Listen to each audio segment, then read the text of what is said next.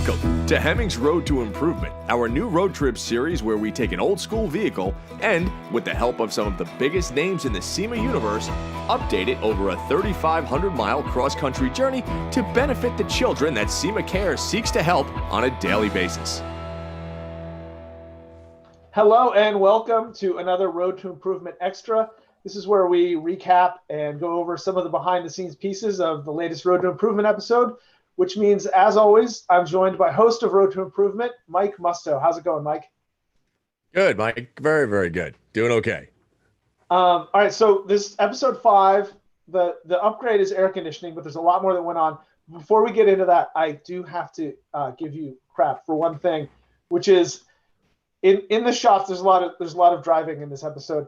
You've got your iPhone on the left side by the pillar, which is a good spot because it's not really in your field of vision, and you get the cord going across the dash. That would drive me crazy.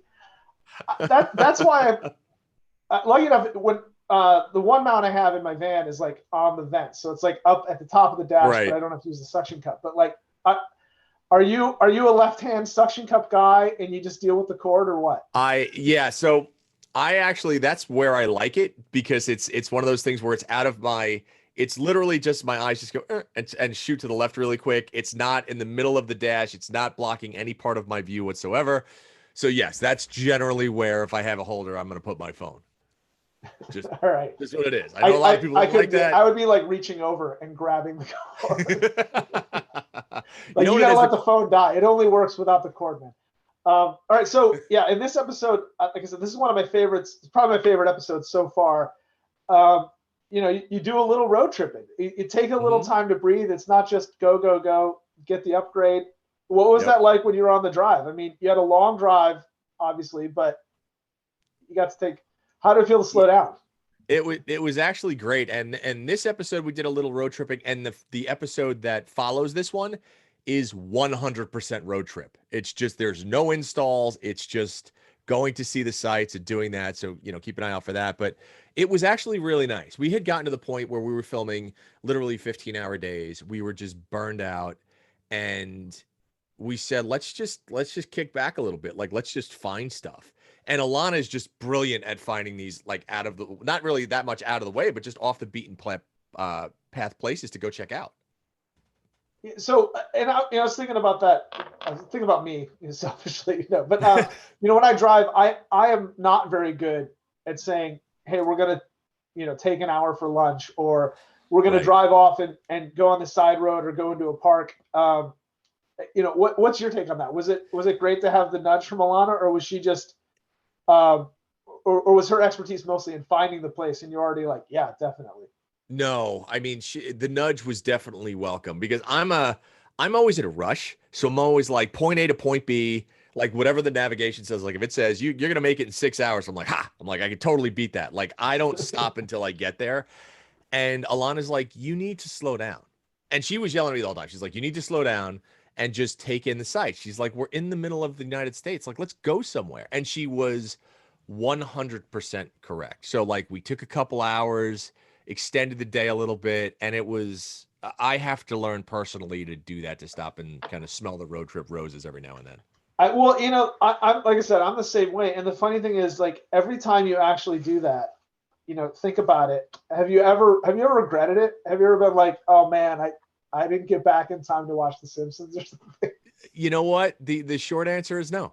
I don't know why we're kind of pre-programmed to just like get to the next destination, but no, every time I've stopped, it's been fantastic. The key is just having that extra time to stop, right? And so for us, we actually did it just to kind of reset our brains a little bit and not, it was great. Like Elana found this great park and we got there and we set, opened the tailgate and just kind of hung out for a little while and checked it out. And yeah, I got to do that. I got to do that more in everything, not only on road trips, but in my personal life. It's just like, whew, I'm always running. Yeah, well, that's another thing, with cars we always forget because we use them for transportation, that it's like, yeah, sometimes just go nowhere or avoid the highway. That's right. That's where we really get the joy. All right, so then you're taking it easy. You're sitting in traffic a little bit. Mm-hmm. Then you get to Summit. right before close. So it looked like you didn't have time to play around, but like, tell me what it looked like. A theme Oh park, my basically. God. You even did a really nice job with the lights and the music. uh, that summit, like there's a summit racing in Ohio that I've been to multiple times that's big. This one is just, it's the largest summit in the United States. And it is, if you don't like cars and then you go to Summit Racing in I think it's in Arlington, when you leave, you will, because you just want to buy stuff because there's so much cool stuff in there. I mean, so like size wise, this is like a Bass Pro Shop, Cabela's like Oh, dude, outdoor mega store size, right? it was absolutely, it was massive. I think the whole facility is 700,000 square feet. And so you walk in there and there's literally everything that you could. I actually bought, like, I was like, you know what? I could use this. And like, I bought extra gas cans and I bought like spark plug wires and I bought all this stuff just for my own personal cars at home. I'm like, I'm here. I'm driving. I've got this Suburban. I could just throw this crap in the back and bring it home. So it's coming home with it. And it was great. It was, but what a great store. What an absolutely fantastic store. Really, really cool. So I mean, you were there right at close. Obviously, they probably helped a Mhm. little just because it was Hemmings calling. Did you get a lot of time to run around, or was it like half the lights were off and you were like, I No, wish I was here during the day? it was, we actually did okay. We got there literally at close and we made it in with minutes to spare. But there was a ton of people still in the store that were checking out. So that bought us some time, which was great. So we were able to kind of walk around, see what was there, really kind of find anything that we need. Like we ended up buying like some extra oil and some coolant and stuff like that. And we managed to get that radiator, which unfortunately we couldn't use. But yeah, it Well, so worked this is out. the It other was, thing I noted. You're like, I bought some other stuff because you got the Suburban. You've talked about, you can haul, you're hauling camera gear, you're hauling spare parts. It Did you guys actually fit the radiator in the back, or did that go in the support truck? Because when Alana's about to put it in the back is full. You oh, guys loaded that thing up. the Suburban was packed from like day one, and we just kept accumulating stuff so that by the time I got it home, it was totally full. But yeah, the cool part was the Suburban, you could stack stuff high and long. So yeah, Yeah. we literally just rested it on top of all the luggage and the camera gear, and we're like, well, that's where it's gonna go, you know? I am always surprised, and again, this probably shouldn't surprise me because if you get into a new car, the back window is so high up. Hmm. But in an older thing like the Suburban, you think like, oh, I don't want to stack above the seats. You can go like 6 inches to a foot above the seats before it's really messing with your rearward vision.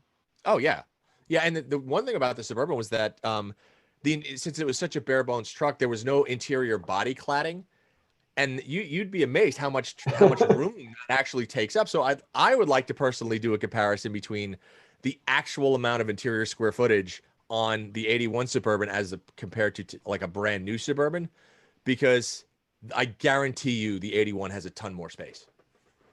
Just Yeah, I because, wonder too. Like, yeah, if you took it down to the sheet metal, I mean, even on vans, you have that a little bit. Like the trade Mhm. vans are bare, or the shelving's on the inside. I Yeah, wonder how much you can take out of a new one, if you if you just wanted to like carve out those cubbies. I know. All right, so the upgrade this episode is air conditioning. That was pretty cool at Cold Air, at Old Air Products, not Cold Air.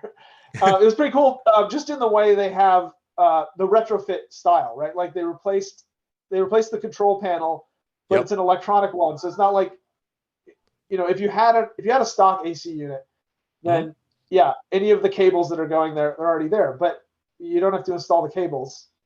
That's kind of nice, right? Yeah, I mean, the cool part is that, I mean, this was a non-AC truck, right? So they put in their new unit, their new heated control box, the condenser, the whole deal, and I mean, it works flawlessly. But what's really cool, one of the things that I noticed about that, I had no idea about this, right? To get everything to be like a perfect fit, what they'll do is Old Air goes to junkyards and they'll basically buy the cab of that particular model, right? So picture like they'll buy an old a square body, and they'll basically cut the back and cut the front off, so they have the firewall and the interior dash, so that they could test fit every single component underneath to make sure that it fits perfectly. It's really cool. Sweet. And in terms of like the usual like ballpark money and time, what is this if somebody wants to do it at home? About $2,500. Okay. Yeah, somewhere around the neighborhood of 2,500 bucks, and that depends on what you need. So, for instance, like we needed an AC dash, so we replaced the dash pad. We did a lot more than the average person. Like we replaced the dash pad, we replaced the bezel. We put the old Air products had brand new vents and everything. So we did the super kit, and that also we did the radiator. We did the a new clutch and condenser and all this other stuff. So it's literally brand new in that truck, and it works great. I mean, it just works. They make a really nice system. Well, and for a context thing, like, yeah, 20 again, this is reminder if anyone hasn't listened to the other Road to Improvement extras, Right.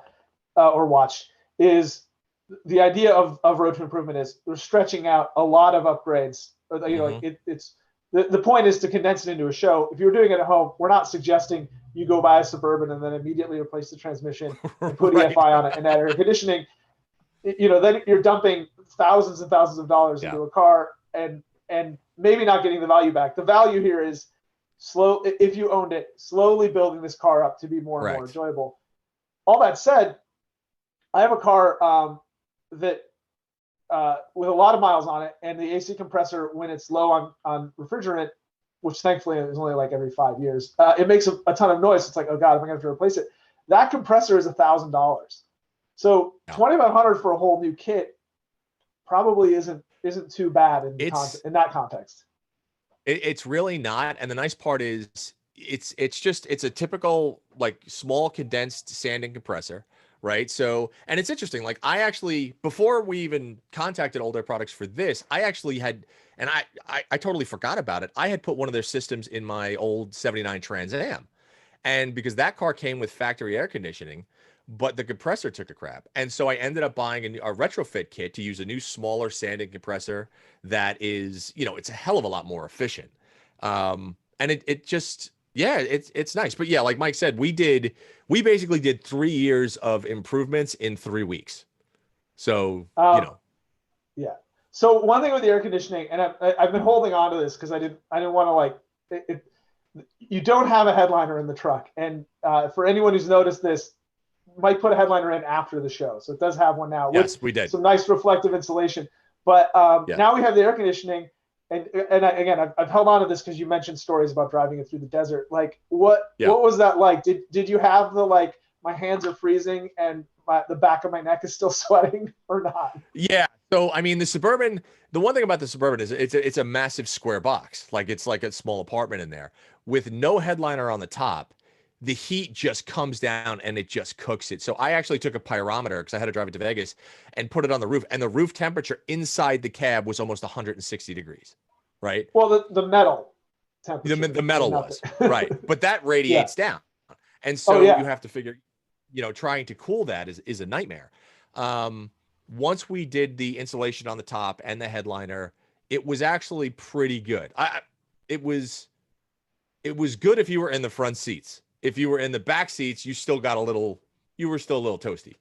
But if you were a front seat passenger, you were totally fine. That's one thing that I think old car fans like us minimize today with modern cars is like the back seats are way better climate controlled in new cars than the old ones.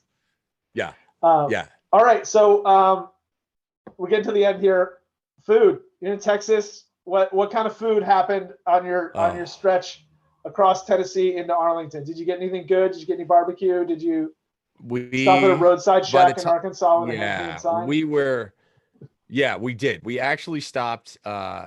We got some of the most amazing barbecue. The guys at Old Air Products. We actually went to dinner with them at this barbecue place, and it was such like a gluttonous thing because like I like to eat. Like I don't miss meals. And we got in there and we walked in and they serve it by the quarter pound. So like we walked into this barbecue place and I was just like, all right, I'll have some brisket and I'll have, some sausage links and I'll have some chicken.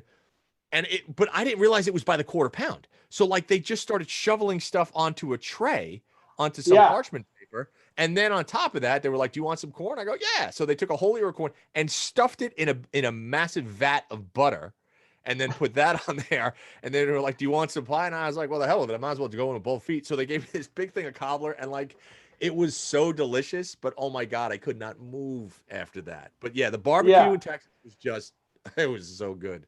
We love Well, it. and if anyone here is unfamiliar with Texas style barbecue, a lot of the places it's literally like walking through a deli, and you have your lunch tray, and you go to each station and they just tear it and weigh it. That's Yeah. it's not like I want the 3 meat and they give you the 3 meat. It's like how many pounds? Yeah. I didn't know that. And then you're like, I have no idea. I get like a quarter pound sounds too small, and then you have this giant plate, and you're like, I want you get the meat sweats. Right. Yeah, it was. It was. But it was worth it. I did it. It was delicious. So, yeah, there you go. All right. Next episode, what's on hand? Next episode is straight road trip. We had so much fun. We literally took a day and we drove from New York. God, we drove from Texas and we were heading into Los Angeles. And we did Route 66. We went to Kingman, Arizona. We went to Oatman. Found some just amazing scenery, great little towns, and yeah, just straight road tripping. It was great. I think you guys are going to enjoy the hell out of it. So watch that because that's a really fun episode. All right. We will wait for that. If you're watching this right now, if you're watching it later, we'll have a link at the end of the episode. As always, thanks for joining me, Mike. For the viewers out there, please click on the subscribe button. Make sure to check out the main Run to Improvement episodes.